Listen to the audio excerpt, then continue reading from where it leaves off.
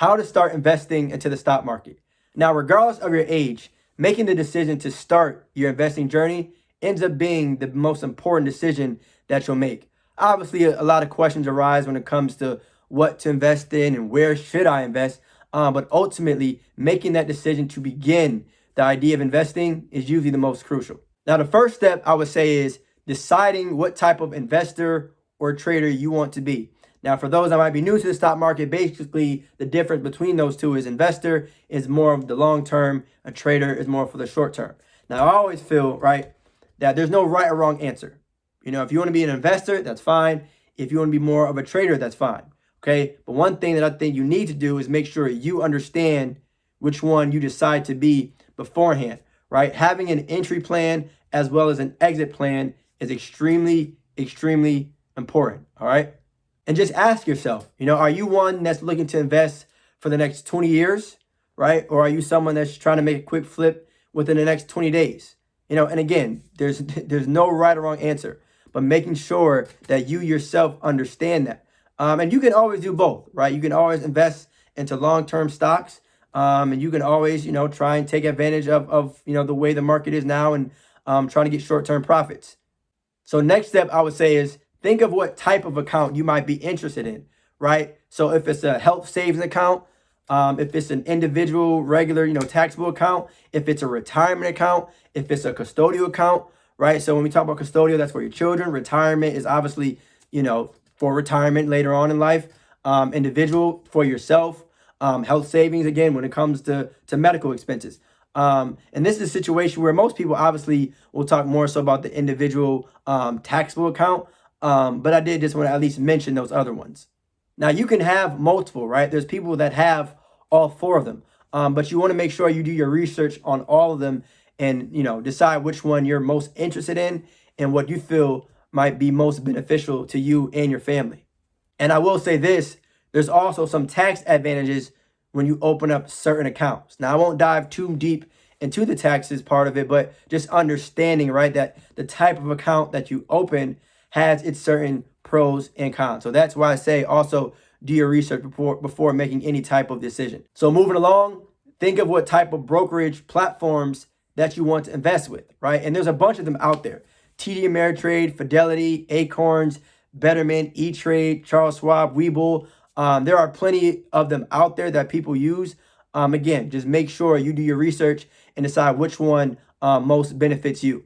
And all of these things when it comes to research, even if it's a simple pick up the phone or do your research on the internet or ask other people that might have accounts with these brokerage platforms is extremely, extremely important, because even though in a way you can kind of change your mind, you want to try your best to avoid that. So making sure you do all your due diligence before making that decision. Now, also when it comes to how to start investing, you want to think about the amount that you want to invest. Some people say 10% of your income. Some people say a fixed number. I personally, right, don't like to throw out numbers because I understand that everyone's financial situation is different. It's tough to tell someone who's unemployed, you know, a number that they should invest in, right? That, you know, we're just all at different, you know, places in our lives. But one thing I will say is, you know, think of things that you spend your money on, all right, that may not provide you any value, and then work backwards from there, right? So basic example, right? Let's say a t-shirt was $30, right? You didn't have the highest of incomes, you might not be employed or whatever, but if you were willing to spend $30 on a t-shirt, maybe you think about spending $30 investing, right? And again, everyone's financial situation is completely different. And so using the whole, you know, you should pay yourself this amount or a certain percentage, you know, by all means, you do what best is beneficial to you and, again, your family. But having a certain number ahead of time definitely helps. And again, it can be, you know, weekly, it can be every 2 weeks, it can be every month. But once you have that number, you know, try your best to stick with it. And as you continue to invest, as your journey goes on and on, you'll realize it'll be a lot easier to not only invest, but probably invest more. Because one thing that I've learned from a lot of people that I talk to, especially beginners, is the biggest fear in the beginning is, well, what if I lose all my money, right? But as you go on and on, you realize how easy it is in a way to invest your money. So my personal opinion, right, it's tough to tell someone a percentage. But just make sure that when you look at your budget or what you're spending your money on, right, you might think to yourself, well, damn, maybe instead of buying this, I'm going to buy or invest into the stocks, right? Not a financial advisor, but just maybe that's a different way of thinking for you. And then also when it comes to, getting started in the stock market, think of industries that you might be interested in, right? So maybe social media is an example, right? The Facebooks of the world, the Twitter of the world, right? E-commerce, Amazon, Shopify, food, McDonald's, Chipotle. Now, obviously, I'm not suggesting that anyone buy these specific stocks. But when you think backwards in terms of what it is that you use every day and industries that you know are popular, maybe these are areas and sectors that you might want to at least look into. Maybe not necessarily invest into them right away off rip, but at least look into and just explore those options. Once you make your first investment and continue to do so, again, on a daily, weekly, monthly basis, you'll kind of get the hang of it, right? There's plenty of long-term investors out there that I'm sure, when they think back to their first investment, it was definitely a gap between then and now, right? So that's why I said in the beginning of this video, right? Getting started is the most important thing, all right? You can be a boring investor, right? And just invest into ETFs day in and day out. And for those that don't know, ETFs are exchange traded funds, are basically like a basket of stocks, if you will. Some common ones are VOO and SPY. Obviously not recommending that anyone buy those specifically. But just the idea, like if you dollar cost average or invest on a daily or weekly or monthly basis into ETFs, when you look at the long-term growth among a lot of them, they tend to grow, or at least those two specifically, they tend to grow over time. Now, the reason why I use the term boring investor is because ETFs don't really, go up in, 25, 35% a day that everyone loves. But again, when you look at the overall growth of them, it's extremely, convenient, especially too if you're a young individual, which is why I preach the idea of starting at an early age, because when you're young, you have the benefit of time, right? You can allow your money to grow earlier in your investing process. And then also too, you can invest into individual stocks. Everyone loves the Apple, the Amazon, the Facebooks of the world, which is, I guess, convenient. But again, just making sure that you do your research, right? Shout out to Jackie Cummings-Koski, who talked about this on an episode of Define Your Legacy.